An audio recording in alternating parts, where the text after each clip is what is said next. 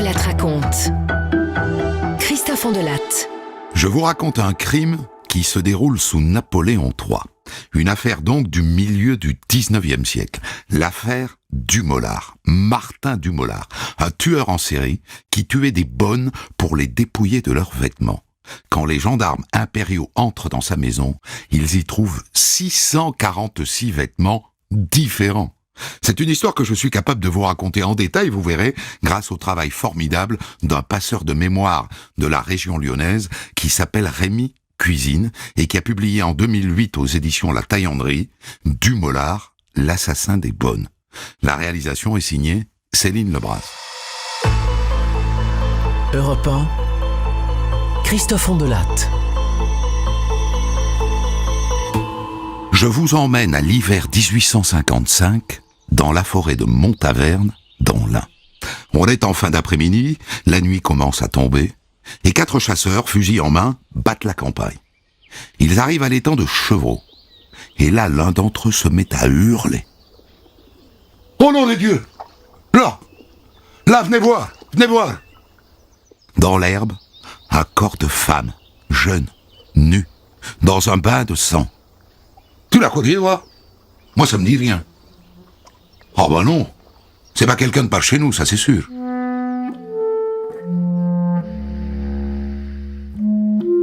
Un peu plus loin dans les herbes, encore du sang, et ses vêtements. Un foulard de laine, un col brodé, une jarretière, un peigne en corne, et aussi un bonnet blanc, percé et taché de sang.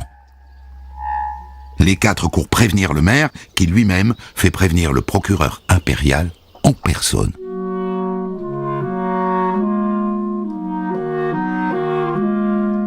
Le procureur arrive avec un médecin. Elle a été frappée par un objet tranchant, c'est évident. Elle a été violée, à votre avis? Voyons voir. Non, je ne pense pas. Autre chose, docteur? Elle a le bout des doigts piqué, comme une couturière, vous voyez? Le procureur impérial désigne un juge d'instruction, Antoine-Louis Génaud, qui est bien dans l'embarras parce qu'il ne sait pas qui est la morte. Il n'y a pas de papier, il n'y a aucune indication. Quand on ramène le corps au village, y a-t-il quelqu'un qui la reconnaisse? Personne ne la reconnaît. Personne. Et là, le juge Génaud a une idée révolutionnaire. Juste avant qu'on ne l'enterre, il fait faire une photo. En 1855, on n'avait jamais vu ça. Une photo dans une enquête de police. Pendant des mois, rien. Et puis, le juge est informé d'une autre affaire. À peu près à la même époque, une autre femme, une certaine Olympe Alubert, raconte une drôle d'histoire. Elle a peut-être eu affaire à l'assassin. Un bonhomme lui a proposé une place de bonne bien payée chez ses patrons. Ça l'intéressait, elle l'a suivi. Il m'inspirait confiance, vous comprenez? Oui, il avait un air bon enfant. Elle raconte qu'en chemin pour lui présenter ses nouveaux patrons, l'homme s'est mis à ralentir, à faire des détours. Et dans le coin du bois de Montaverne, justement, elle a pris peur. Elle a vu une ferme au loin. Elle a couru jusqu'à la ferme. Vous êtes capable de le décrire, cet homme, Madame Alubert?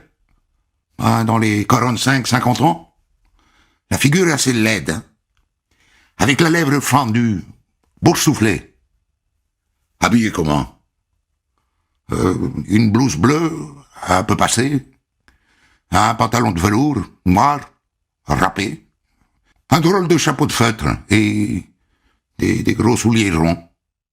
Faute de mieux, voilà donc l'homme qu'on recherche désormais. Un homme à la lèvre fendue, boursouflé.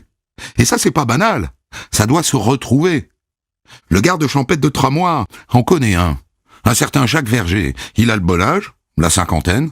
Et c'est un domestique comme la fille Alubert. Mais, renseignement pris, il est parti à Lyon il y a 3 ans.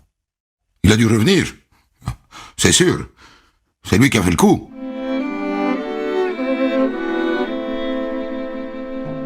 À cette époque, on ne s'embarrasse pas.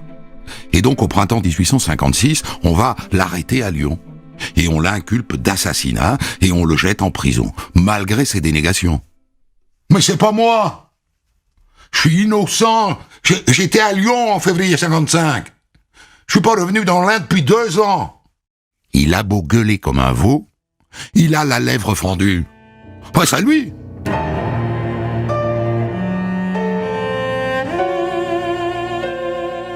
Là-dessus, toujours à la même époque, le juge Genot découvre le cas d'une certaine Jeanne-Marie Bourgeois. Elle raconte que 5 mois plus tôt, un paysan lui a proposé une place de bonne d'enfant à la campagne, payée 200 francs l'année. 200 francs, c'est une sacrée somme. Et donc, elle a préparé son barda et elle a suivi le paysan sur les chemins de la Saône pour aller rencontrer cet employeur providentiel. Mais voilà qu'il a pris des chemins de traverse. Et à un moment, il lui a demandé si elle avait des économies. Alors elle a pris peur. Elle s'est enfuie. La même histoire que celle d'Olympe à Lubert. Le juge fait venir cette Jeanne-Marie Bourgeois et il lui présente son bonhomme à la lèvre fendue, Jacques Verger. Ah non? Ah, pour sûr que c'est pas lui, monsieur le juge. Ah, pour sûr. Ah, le juge est bien mari, mais il renvoie tout de même Verger en prison pour 3 mois de plus.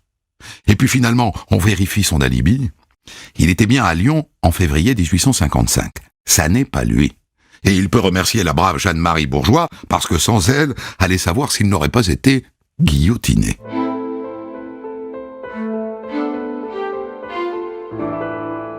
Le juge n'a plus de suspect, et il ne sait toujours pas qui est la morte.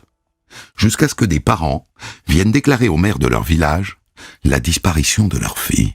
« Marie Badet, qu'elle s'appelle notre petite ?» On leur montre la photo, le foulard, le peigne. C'est bien elle, une domestique de Lyon. Et voilà ce que raconte sa patronne. « Marie Badet ? Oh ben, elle était à mon service depuis quelques jours. Et puis un dimanche, elle est venue me trouver, elle m'a dit « Madame, je pars. J'ai trouvé à la campagne une place à 210 francs par an. » Je lui ai répondu « Mais Marie, vous ne pouvez pas me quitter comme ça. Ce soir, j'ai des invités. » Et elle m'a dit « Je regrette, madame, mais on m'attend en bas et on m'emmène sur le champ. » Alors elle s'est habillée, en hâte. Je me souviens, elle a mis une robe verte, presque neuve. Et puis elle a pris un panier en osier. Et elle est partie. Oh, la pauvre gamine.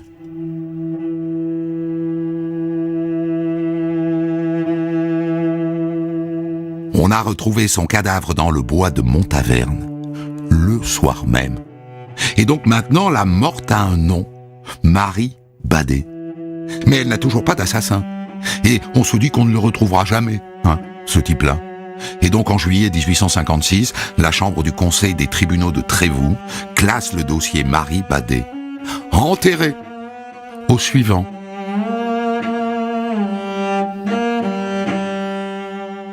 Et pourtant, 3 ans plus tard, à l'hiver 1859 à Lyon, il arrive exactement la même chose à une autre domestique, Julie Farjat. Cette Julie vient d'être renvoyée de chez son maître, parce qu'elle est enceinte. Et donc elle se rend à l'un des bureaux de placement de Lyon, une sorte d'ancêtre de Pôle emploi. Et là, elle est abordée par un paysan, qui doit avoir la cinquantaine avec une blouse bleue et la lèvre fendue. Il lui propose une place de bonne bien payée à la campagne, chez lui. Je suis veuf, depuis 6 mois. Et chez moi, vous n'aurez qu'à vous occuper de mes 2 vaches. Je vous donnerai 15 francs par mois. 15 francs? Elle qui vient de se faire congédier, évidemment ça lui convient. Et donc elle fait son baluchon et elle le suit. Sur la route, il paye son repas, une soupe et des côtelettes, et il lui demande « Dis donc toi, t'as de l'argent ?»« Ben, un peu. J'ai les gages de mon ancien patron, dans mon tablier. » Et là d'un coup, il ralentit le pas. « On a bien le temps, non ?» Quand à la nuit tombante, il veut l'emmener sur un sentier, elle refuse tout net. Et là, il se jette sur elle, il lui arrache son tablier, elle hurle, elle appelle à l'aide, mais personne ne l'entend. Elle réussit à attraper son bagage et elle disparaît dans l'obscurité. Des fermiers la recueillent pour la nuit et elle leur raconte son histoire. Ils sont bouleversés. Alors le lendemain, il l'emmène à la gendarmerie de Saint-André-de-Corcy. Ce jour-là, ils auraient mieux fait de se couper un bras, car les gendarmes, considérant qu'elle n'a pas de papier et pas un sou, la conduisent immédiatement devant le procureur impérial de Trévoux, qui l'inculpe pour vagabondage. Sous Napoléon III, on rêve d'une France bourgeoise. Il n'y a pas pire que le vagabondage. Et du coup, c'est à peine si son agression est enregistrée quelque part. Et l'homme à la lèvre fendue court toujours.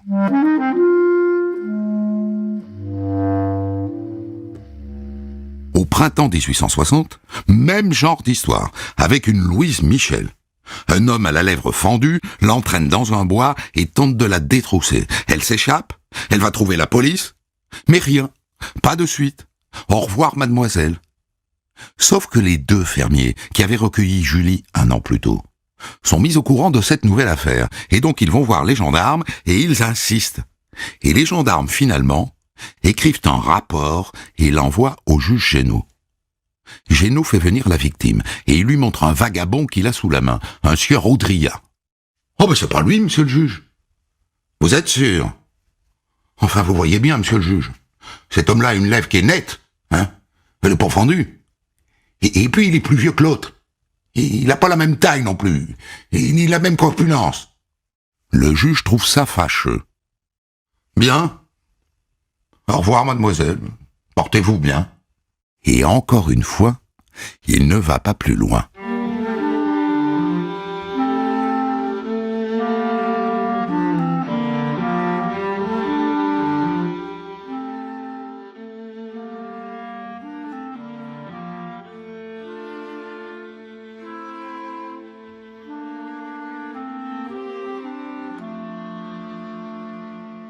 Au printemps 1861, plus de 5 ans donc après la mort de Marie Badet, une jeune femme vient voir le juge Genot. Elle s'appelle Marie Pichon. « Voilà, monsieur le juge.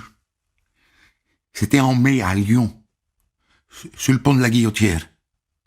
Un homme avec la lèvre fendue. La même histoire, la même blouse bleue, la même tronche en biais. Et je lui ai dit que j'avais une grosse malle, pleine d'habits, et qu'il n'était pas question que je m'en sépare. Alors au début, il l'a porté sur le dos, et puis il m'a dit qu'il était fatigué. Et il a posé ma malle au milieu d'un champ. Oh, j'étais contrarié, mais j'ai pas eu le choix.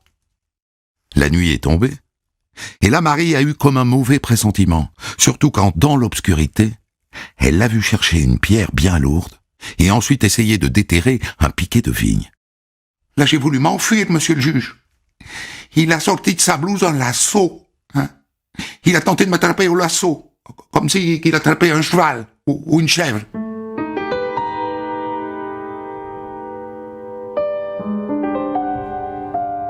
Mais il n'a attrapé que son bonnet, et elle s'est échappée dans la nuit, et elle a trouvé refuge chez un fermier. Le fermier a prévenu le garde champêtre, qui a emmené la gamine à la gendarmerie. Et pour une fois, ça ne s'est pas arrêté là. Le maréchal des logis Tripart a réuni une petite escouade. Ils ont pris des lanternes et en pleine nuit, à 1h du matin, ils sont allés chercher la malle à travers champs. Eh ben la malle, elle y était plus, monsieur le juge. Volatilisée. Et là, le maréchal des logis Tripart a eu une idée lumineuse. Si la malle a disparu, c'est que le voleur est en mesure de la porter. Et s'il peut la porter, c'est qu'il n'habite pas loin. C'est qu'il est d'ici. De la logique, rien que de la bonne logique, de la police à papa. La meilleure.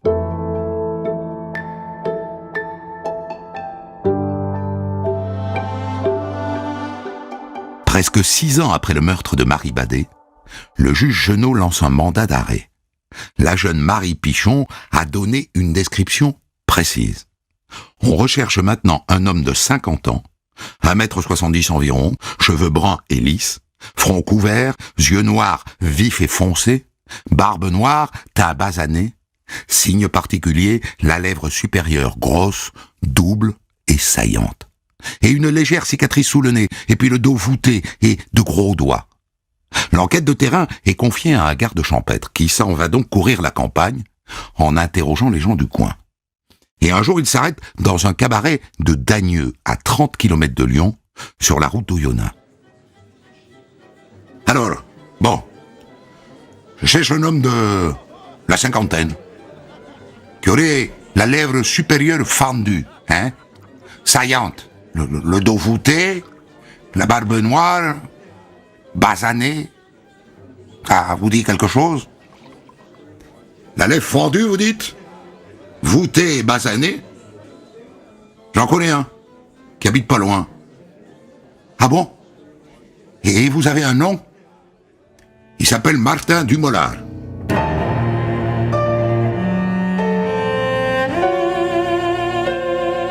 Le garde champêtre prévient le maire, qui prévient les gendarmes, qui préviennent le juge.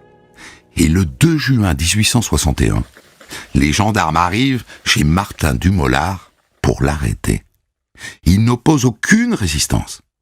Le lendemain, le juge Genot fait venir Marie Pichon. Il lui présente ce Dumolard. Elle devient livide. « Oh, c'est lui. Je le reconnais. J'ai passé assez de temps avec lui. C'est bien lui. » Le juge Genot, pas peu fier, se tourne alors vers Dumolard. « Vous voyez, monsieur Dumolard, les déclarations de cette jeune femme sont d'une précision à vous confondre. C'est qu'une menteuse. Moi, je suis jamais allé avec elle. Je l'ai vue nulle part. Elle se trompe. » « Ah non? Non, ce qui prouve que je dis la vérité, c'est que d'autres personnes nous ont vus ensemble. » Et là, la jeune Marie cite le nom d'au moins 6 personnes qui les ont vus ensemble. « Oh ben qu'on les fasse venir? Vos témoins, là. » Et si elles vous reconnaissent, Dumolard? « Ah, alors c'est qu'elles se sont mises d'accord, hein? Moi, je jure que je suis innocent, comme l'enfant qui vient au monde. » Innocent comme l'enfant qui vient au monde? On verra, monsieur Dumolard. Martin Dumolard est envoyé sous les verrous. Et dans les semaines qui suivent, comme l'agression de Marie Pichon au lasso a fait grand bruit dans les journaux, des lettres venues de toute la France commencent à arriver sur le bureau du juge. Des femmes qui racontent la même mésaventure. Et des familles dont les filles ont disparu. Le juge n'est pas au bout de ses surprises.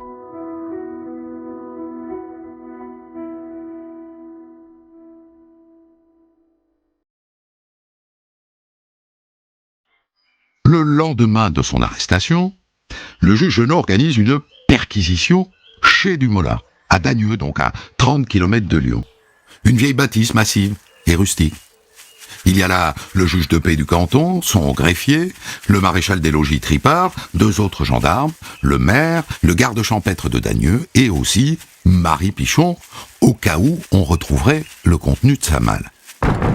« Ouvrez! Gendarmerie impériale !» Personne. Alors on envoie chercher la femme de Dumolard au champ. Elle revient, elle ouvre. Tout le monde entre dans la maison. Et là, incroyable, un entrepôt de chez Tati. Il y a des vêtements partout. Des montagnes de vêtements, et uniquement des vêtements de femmes. Les gendarmes se mettent à les compter. En voilà 1, 2, 3, 4, 5... Il y en a 646, dont 10 jarretières, 57 paires de bas, 38 bonnets, 10 corsets, 9 robes, 28 fichus, des dentelles, des jupons et des châles, et des coffrets, et des malles, des caisses, des trousses de couture. À y regarder de plus près, certaines robes sont couvertes de sang. Et cachées derrière un fagot au-dessus de l'écurie, un gendarme découvre une pièce de tissu bleu à carreaux blancs que l'on montre à Marie Pichon. « Oh ben je le reconnais. Oh ben c'est un de mes tissus. Il était dans ma malle. »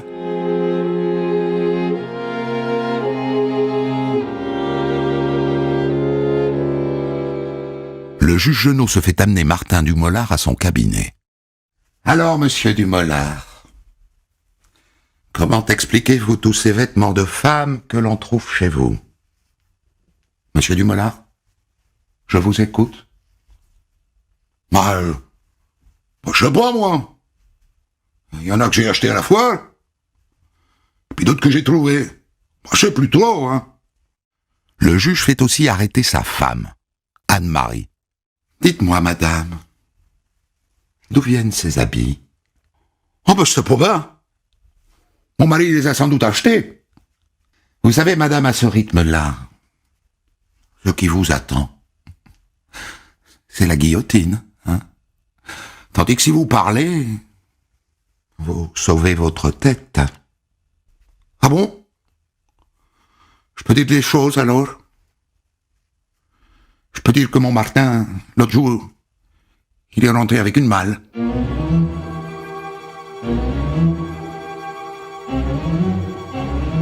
C'était le soir de l'agression de Marie Pichon.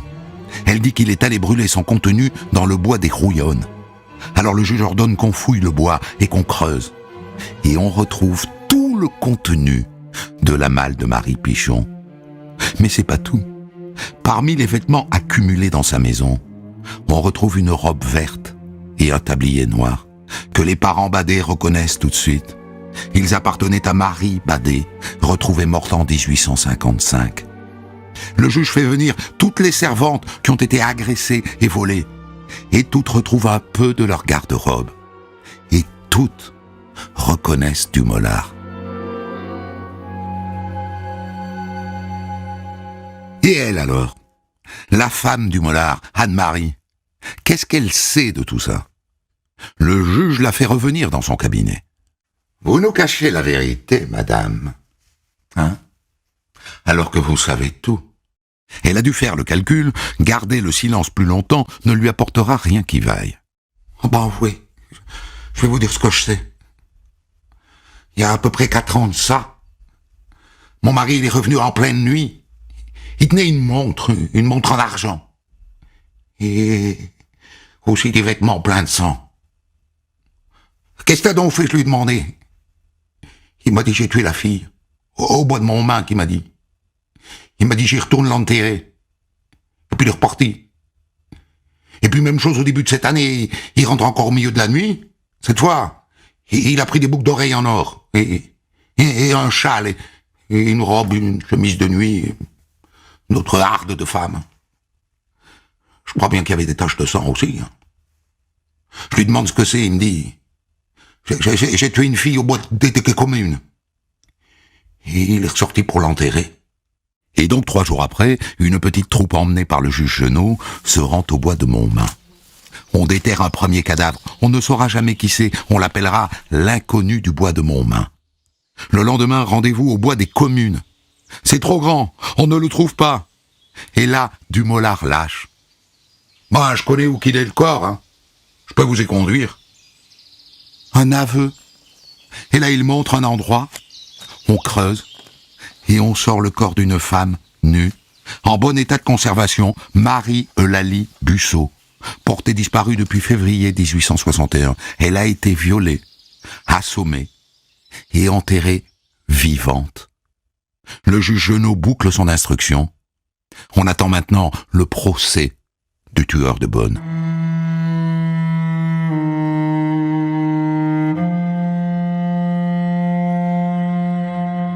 Le procès des Dumollard, mari et femme, s'ouvre en janvier 1862 à Bourg-en-Bresse. Il fait un froid de canard, mais la foule se presse dès l'aube devant le tribunal. Et l'on compte bientôt entre 4000 et 5000 personnes. Pour rentrer dans la salle d'audience, il faut un billet d'autorisation. Les autres restent dehors. Ils se contenteront de voir passer l'accusé de la prison au tribunal. Oh, le voilà! Il est là! Dumollard est entravé aux pieds et aux mains, et il fait le bravache. Hein? Ouais, me voilà! Hein? C'est bien moi, Dumollard!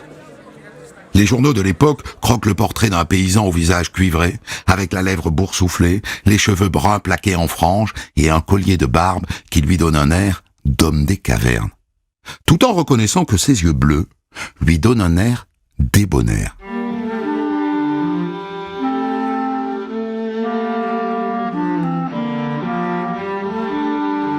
L'acte d'accusation n'a retenu que 12 victimes, 3 qui ont été assassinées et les autres volés ou agressés. À 10 heures, le procès commence. Et là, on apprend que le père de Dumollard, qui était hongrois, a été condamné à mort en 1814 pour un crime atroce et qu'il a été exécuté par écartèlement. Il a été écartelé en place publique, écartelé. Et le petit Martin n'avait que 4 ans, il a assisté à toute la scène, même s'il dit qu'il ne s'en souvient pas. Il y a donc un traumatisme lourd chez Martin Dumolard. Ça n'excuse rien, hein, mais ça explique. Le président passe à autre chose. Monsieur Dumolard, il paraît que vous frappiez votre femme pendant la nuit. Oh, pas pendant la nuit? C'était pendant le jour, alors. Ça m'irritait, ça me fatiguait sans cesse. Et, ma foi, la colère m'emportait malgré moi. Évidemment, on s'interroge sur le rôle de sa femme. Jusqu'à quel point était-elle sa complice? Madame Dumolard, comment avez-vous pu porter des habits de morte? Ben, c'est que c'était avec répugnance. Et sur l'ordre de mon mari, il m'y contraignait. Mais Dumolard, lui, n'avoue toujours rien. Mais enfin, Dumolard, avez-vous tué ces femmes? C'est pas moi, je vous ai dit. C'est des inconnus, 2 inconnus. Depuis son arrestation, il prétend avoir agi sur commande de 2 individus barbus dont il ne connaît pas les noms. Il devait leur livrer des femmes. Personne n'y croit. Il exaspère tout le monde. Et d'où viennent, monsieur Dumolard, ces monceaux de vêtements? Ben, j'ai reçu 4 paquets de ces messieurs les inconnus. Et le corps de Marie-Eulalie, monsieur Dumolard, c'est vous quand même qui nous avez indiqué où il était, puisque vous avez emmené les gendarmes là où elle était enterrée. Oui. Mais c'est pas moi qui les ai tués, c'est les barbus. À un moment, Dumolard va même plus loin. Il prétend avoir tout tenté pour libérer les filles des griffes des barbus. Et d'ailleurs, un jour, à une suspension d'audience, il aperçoit Marie Pichon. « Mme Pichon, malheureuse, sans moi, vous seriez plus là. Vous devriez me remercier, hein? Je vous ai laissé échapper des gros barbus. » Le public qui assiste à la scène est estomaqué. Les huissiers doivent intervenir. Dans son box, Dumolard a pris l'habitude de casser la croûte pendant les débats. Il sort un quignon de pain de sa poche, il le frotte avec un peu d'ail, il ajoute un morceau de charcutaille et il mange, tranquillement. L'assistance est indignée, mais le président laisse faire. Le dernier jour du procès, le procureur se lève pour plaider. Lui est un être oisif, hein, lubrique, rusé, cruel. Et elle, voyez-vous, elle a choisi son lot. Qu'elle ne se plaigne pas. L'avocat de Dumolard, maître Lardière, fait ce qu'il peut. Et il rappelle bien sûr la scène de l'écartèlement. C'est ici, n'est-ce pas, que commence cette enfance déguenillée, trouée à travers les bouts de tous les sentiers. Les jurés se réunissent pour délibérer. Le verdict est rendu 3 heures plus tard. Pour Martin Dumolard, c'est l'échafaud, et pour sa femme, 20 années de travaux forcés. Il reste de marbre, elle sanglote.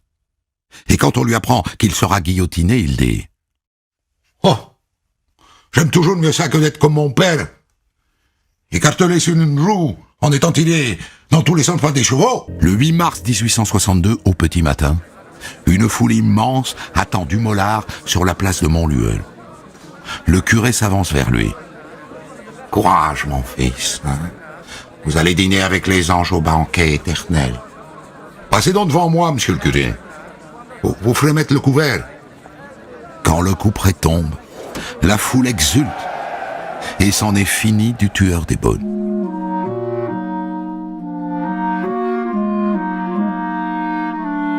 Comme souvent à cette époque, on fait de l'histoire de Dumolard une complainte que l'on va chanter dans les cabarets. Et cette complainte s'achève par une morale absolument délicieuse. Servante trop bonasse, ça doit vous avertir, si bonnes soient les places qu'on viendra vous offrir. Prenez premièrement de bons renseignements. Pour commenter son histoire du jour, Christophe Ondelatte reçoit un invité, acteur direct de son récit. Et c'est la fin de cette histoire que je tire directement du livre de Rémi Cuisinier paru aux éditions La Taillanderie, Dumollard, l'assassin des bonnes. Et Rémi Cuisinier, je veux d'abord vous remercier parce que c'est grâce au travail de gens comme vous. Je vous ai présenté comme historien tout à l'heure. En vérité, je crois que vous avez été carreleur toute votre vie et vous consacrez une partie de votre vie à écrire l'histoire de votre région, c'est ça ? Oui, Christophe, en fait, c'est à peu près ça. Et disons que moi, j'ai 78 ans, je suis né en 1941 dans les Monts du Lyonnais. Et à l'époque, c'était nous, les immigrés, qu'on venait travailler à Lyon. Et moi, j'ai été commis épicier dans un premier temps, nourri, logé, blanchi. Ce qui fait que ce qui concerne les servantes et les bonnes, c'est quelque chose que je connais bien déjà de mon époque. Mais cette histoire, Rémi Cuisinier, elle courait dans le coin, vous l'aviez entendue petit ou vous l'avez totalement exhumée ? Alors, contrairement à l'affaire Vacher, c'est en faisant, je n'avais jamais entendu parler de Dumollard, c'est en faisant mes recherches sur Joseph Vacher, l'assassin des bergères, dans le département de l'Ain surtout, que tout le monde me parlait de Dumollard. Et donc, j'ai laissé passer quelques années et je me suis lancé à fond dans cette affaire Dumollard, en commençant par les archives départementales de Bourg-en-Bresse, qui sont extraordinaires puisqu'il y a 1383 pièces dans le dossier et dont parfois des morceaux de tissu des jeunes femmes assassinées qui sont agrafés au dossier. Alors Rémi Cuisinier, la question du mobile. Évidemment, le premier mobile qui vient à l'esprit, c'est le vol. Mais il y a quand même là-dedans, je trouve, un petit côté fétichiste. Et il vole au fond plus de vêtements que Madame Dumollard ne peut en emporter. Et il ne les vend pas puisqu'il les a chez lui. Oui, disons que moi j'ai fait beaucoup de recherches, même parce que je pars des archives, je vais à la mémoire collective et puis je me rends sur les lieux. Et donc j'ai compris, il me semble, et j'enferme personnellement mes certitudes, que Dumollard en fait c'était comme Victor Hugo parle de Dumollard dans le chapitre de Cosette par rapport aux misérables. Dumollard c'était la misère sociale. Et quand il a épousé sa femme, disons Anne-Marie Martinet, qui était elle aussi miséreuse, ils étaient tous les deux domestiques et servantes à Saint-André-de-Corcy dans un château. Et quand il l'a épousée, moi je dirais que c'est la misère qui s'est mariée avec la misère. Mmh. Donc aussi la misère morale. Donc pour vous le mobile c'était le vol, rien que le vol. Il n'y a rien de fétichiste dans tous ces corsets de femmes ? Personnellement je pense pas, mais j'enferme personne dans mes certitudes, mais c'est tout un ensemble. Et sa mère, à Martin Dumollard, puisqu'elle était veuve, elle mendiait d'ailleurs, mais c'était l'époque de Napoléon III, et vous avez bien fait de parler du contexte de l'époque, où on ne défendait pratiquement que les riches, et les petites gens, et surtout les domestiques et les servantes, ils n'en avaient rien à faire. Sa femme, elle est donc du même tonneau, vous dites qu'elle vient d'ailleurs de la même misère. C'est un duo. Il fonctionne à deux probablement, et je crois que vous aimez les comparer à Fourniret et Monique Olivier. Oui, parce que quand j'ai sorti mon livre, c'était à peu près à la même époque, mais en fait, en même temps, c'est comparable et pas comparable, parce que Fourniret, c'est différent, mais c'est la complicité d'un couple. C'est par là que je fais la comparaison. Alors, ce qui saute aux yeux, c'est que sous Napoléon III, la police, la justice, les enquêtes, tout ça, c'était extrêmement bâclé. Et au fond, cette affaire n'émerge que par la ténacité des paysans qui avaient recueilli Julie Farja. Oui, et puis surtout la famille Barbet aussi, qui était à Mionnet, ou à Mont-les-Ragès, où une jeune fille qui s'appelait Olympe Alubert, qui a échappé à Dumollard, elle s'est réfugiée chez ces braves paysans. D'ailleurs, la famille Barbet est toujours dans la région, là-bas. Le juge Genot n'a pas poussé bien loin son enquête après la mort de Marie Badet. C'était l'usage à l'époque ? C'était l'usage, c'est sûr, parce que, je me répète, mais ils en avaient pas grand-chose à faire des petites gens, et encore moins des domestiques et des servantes. Mais cette affaire a eu un retentissement national aussi, puisque dans les domestiques et les servantes, elles venaient de toute la France, de plusieurs régions de France. Mais elles ont toutes été dépouillées au même endroit, dans la même région. Il a pas fait de Tour de France. Hein. Non, lui, il avait ses trajets, et c'était un très bon marcheur, c'était une force de la nature, et en même temps, parfois il prenait aussi le train, puisqu'il prenait le train à Montluel pour venir à Lyon aussi. Hein. Et à Lyon, vers le pont de la Guillotière, il avait ses habitudes, il mangeait, il logeait toujours au même endroit, vers la place du pont, qui existe toujours d'ailleurs, et il avait ses habitudes. Ouais. La maison de Dumollard existe toujours ? Non, c'est, disons, à Dagneux, là, depuis plusieurs années, c'est la municipalité qui en a fait une salle. Ah, ils savent ce qui s'est passé là-dedans. Oui. Et le paradoxe, c'est que dans cette rue, la rue s'appelle rue du Mollard, mais DU, plus loin Mollard, MO2LARD, ça n'a rien à voir avec lui, et c'est une coïncidence. Alors, il y a quand même, bon, je dis le juge Genot n'a pas fait de gros efforts pour faire avancer cette enquête, mais il y a tout de même cette photo qui est une grande première dans la police judiciaire en France, c'est-à-dire qu'on prend en photo la morte pour tenter de l'identifier avant de l'enterrer.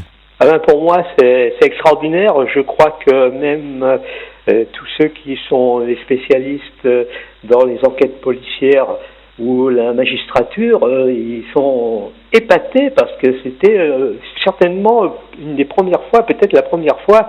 Mais alors, pour placer le contexte, le maire, ils l'ont carrément, la femme qui était Marie Badet, là, qui était nue, ils l'ont carrément mis dans une pièce et la population a défilé devant, quoi, pour l'identifier. Oui. Comme ça se faisait à l'époque, mais enfin cette photo est quand même un petit événement de l'histoire du crime en France. Je voudrais du fond du cœur vraiment, Rémi Cuisinier, vous remercier d'avoir écrit ce livre et de m'avoir permis du coup de raconter cette histoire que sans doute tout le monde avait oubliée et que vous avez exhumé du néant. Belle satisfaction.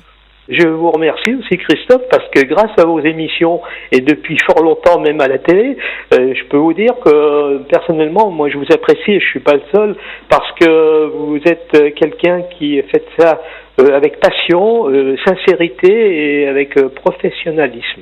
Merci beaucoup, on s'est envoyé des félicitations mutuelles et d'ailleurs j'en profite pour vous le dire, si vous aussi, dans votre coin, vous avez fait ce genre de travail, les livres quelquefois ne sont plus disponibles, envoyez-nous un petit mot, faites-nous passer un message, ça nous intéresse et on partira de votre livre pour exhumer comme ça une histoire criminelle oubliée.